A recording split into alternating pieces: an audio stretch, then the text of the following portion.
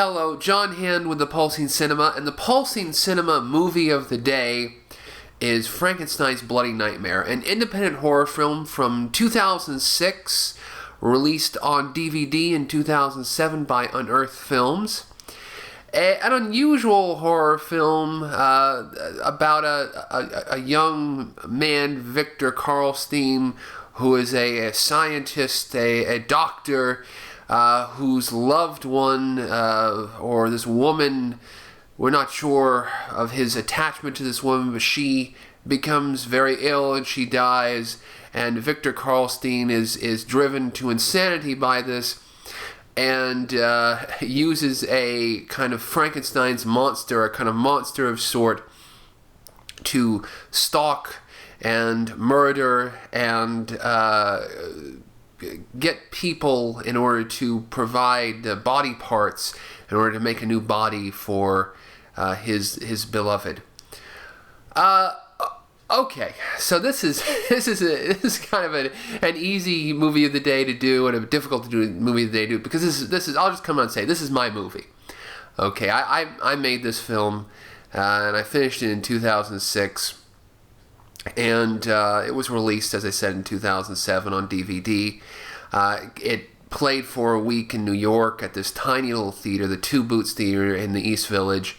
But it got a week run. It got what you'd call a theatrical release in New York, and was on the questionnaire for the movie of the year, the critics' movie of the year, and it got reviewed by the New York Times and the Post and Variety, and by big critics like Joe Layden, Grady Hendrix, and all of those people. It got kind of very mixed to very negative reviews. I remember the Variety review by Joe Layden. The quote that it picked out was, "It could become a cult item by dint of its befuddling. It could become a cult item by the dint of its befuddling crudiness," which. The dint of its befuddling crudiness. Now, of course, the pull quote that we put on the DVD was could be a cult item. So that was different. Well, it was a film, that I had made. I was a few years outside of film school by the time I made it. And it was a movie that I wanted to do a horror film, but I wanted to mix the sensibilities of kind of an art film, like a Kenneth Anger, like art house film, and then I also wanted to mix it with the sensibilities of like a homemade 70s and 80s horror film, something like J.R. Bookwalter or something, because both of these competing interests I loved. Both of my heroes are people like Don Dohler and Bookwalter and all that stuff. And then I love Kenneth Anger and the art house stuff. And I also love the European horror filmmakers like Jean Rollin and Roland. I always say his name Rollin, but I think it's Roland. I think you pronounce it. I've been mispronouncing it for years. Jean Rollin and Jess Franco or however you pronounce it, right? Jess Franco. And all of those other filmmakers. So I did this horror movie, this horror sci-fi experimental type film, in Northwest Florida, in the middle of the Bible Belt. Shot it on Super 8. Shot it primarily on Super 8. That was another thing that ever since I was a kid, I started reading Cinemagic. I started reading these movie magazines and movie books from the 70s and the 80s. I'd go into libraries and I'd find them and find old issues of Cinemagic and read them and read about all these techniques and editing film. And this is when I kind of grew up in the late 80s and the early 90s, when video was very primitive, where it wasn't like today where you can just go out for a few $100, it seems, and you can buy things that can edit high definition 24 frame per second video, and you can just do it, and and everybody has a copy of iMovie and Final Cut, and it's all no way. No, when I was growing up, you had two VCRs and you could do some crash editing. If you paid, what are those, Videonics, you could buy like a little box that you could put between them and maybe have a little bit of edit controller. But it was analog. It sucked. And I was going to these yard sales and picking up these Super 8 cameras, and without a care in the world, not really thinking how I, as like a little 10 or 12 or 14-year-old kid, would be able to get the film for these cameras. In the early 90s, it was becoming much harder to get Super 8 film. But I eventually, persevered. Started ordering Super 8 film. Directly from Kodak, I would order Super 8 film. Super 8 comes in cartridges, which are just only a couple minutes a cartridge, only a few minutes a cartridge, 18 frames per second. And, I just started making this film using one of these, what was the camera? I forget. It was not a name brand. It was like Sekonic or something. It was one of these cameras that you could do frame by frame and you could do other stuff, and it was one of the only Super 8 cameras that I had that was still functioning, because I bought a few, but a lot of them were just crap, didn't work. This one seemed to work, and it had an okay lens. And so I shot the film. About 70% of it is Super 8. And then I realized that, film look had gotten to the point in the early 2000s where you could make standard definition video kind of look like Super 8. And you could do some things with some film look plugins, and you could get about halfway there. You can get it to look like film. And so that again kind of filled in some of the gaps. But still, it is Super 8 film shot in Kodachrome. I think it's one of the last films that was, I think my film was one of the last films shot in Kodachrome, K40. Good old K40. Kodachrome looks very much like Technicolor. It has the colors, the reds and the blues, and the greens are very saturated, And you can really see it in the final product. If you look at the DVD, it has very saturated colors and it looks beautiful. And I got the film developed through Walmart, actually. It was funny because I'd ordered the film through Kodak, and then I would put it in one of those packages, one of those pouches at Walmart, and you just write K40 or whatever. And I think, through whatever Toshiba or whoever processes the Kodak or the film kiosk, the film drop off area there at Walmart, they would send that Super 8 film to the only lab, I think, pretty much in the world that would process Kodak that was in Parsons, Kansas, right? Or was that Lawrence, Kansas? Or was it Parsons and Lawrence, Kansas? I don't know. So many details here are already fuzzy to me because I had this scheme of and it was cheaper. It was cheap. That was the thing.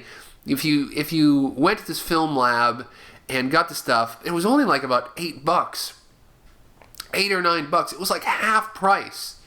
It was like 50 or 60% off to do it through Walmart. It was like a steal. It was like a highway robbery processing your Super 8 film through Walmart.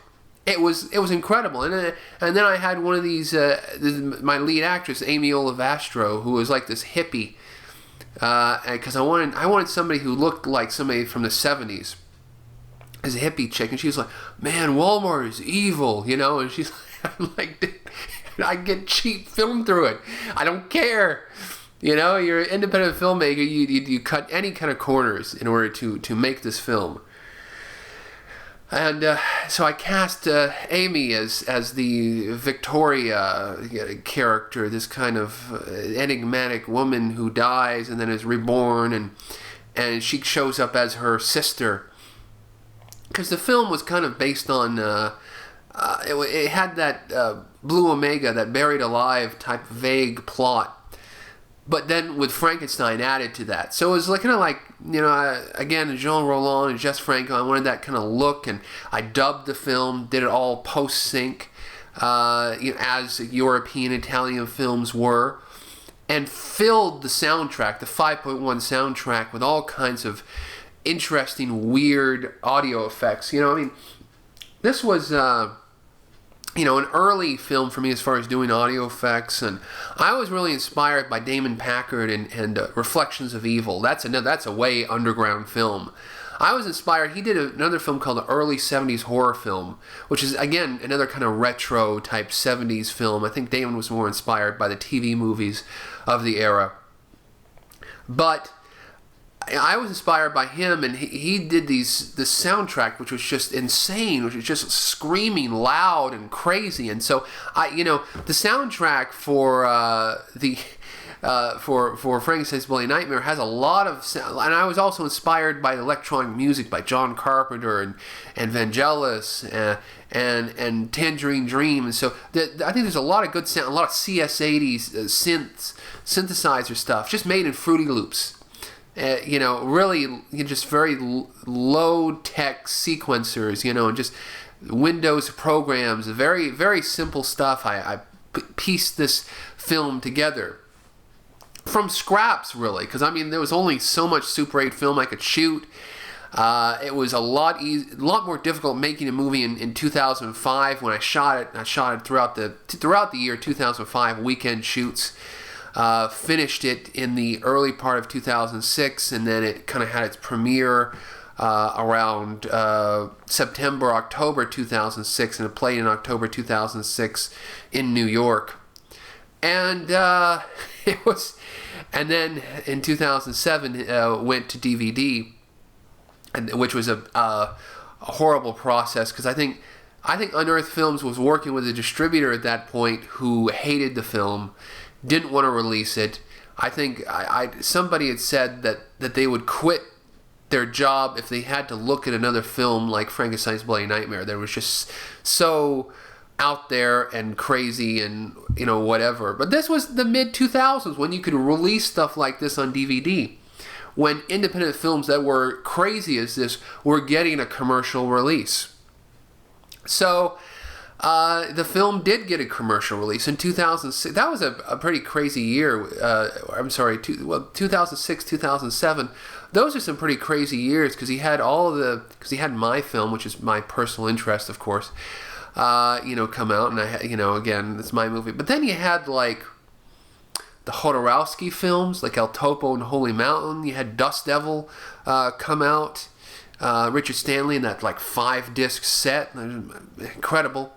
And then you had the Kenneth Anger collections, which were these movies, experimental films of the 50s and 60s and 70s, and Lucifer Rising, really crazy movies. And all these movies were like coming out on DVD and available to the public. It was really a weird, wild time as far as DVD releases. Now DVD releases are like A-list movies, like Lionsgate, and like a couple of the studios release a DVD, release a Blu-ray, and that's pretty much it. It's physical media is very much on the way out. I don't know. I could say that, maybe I was one of the last in. I don't know. Maybe physical media can have a resurgence at some point. I don't know.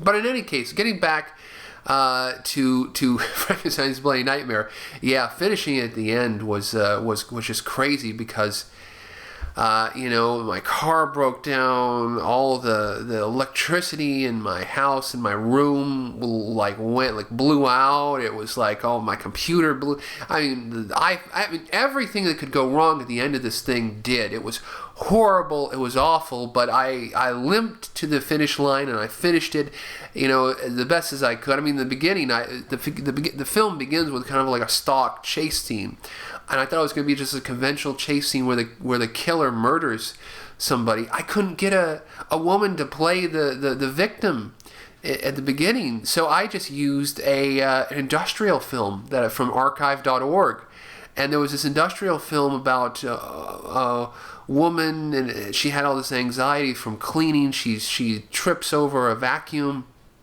There was all these tense and nervous close-ups of her face. And I just used all those nervous close-ups, and I made it look like it was the POV of the monster.